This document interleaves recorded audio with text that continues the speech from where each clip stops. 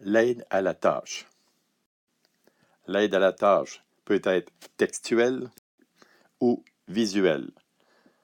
L'aide à la tâche présente visuellement une façon de faire le travail demandé. Une activité peut faire appel à plusieurs façons de faire selon sa complexité. L'enseignant y décrit la séquence des opérations requises pour atteindre le résultat attendu. L'aide à la tâche a pour fonction didactique de fournir un modèle à l'apprenant pour comprendre l'action. Dans un aide à la tâche, nous devrions retrouver les informations suivantes. Le titre nomme l'activité selon l'objectif. La finalité indique le résultat lié à cette aide à la tâche.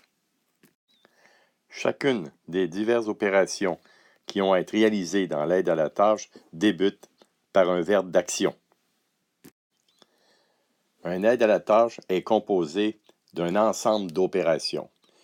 Une opération correspond à l'une des étapes pour réaliser un travail. L'ensemble des opérations déterminera la façon d'exécuter ce travail.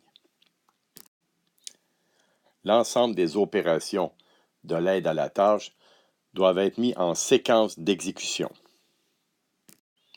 Une bonne façon d'utiliser l'aide à la tâche est d'associer pour chacune des opérations les ressources qui seront nécessaires à sa réalisation.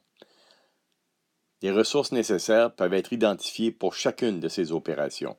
L'identification des ressources pour chacune des opérations permet à l'apprenant de bien comprendre ce qu'il faut organiser pour réaliser le travail.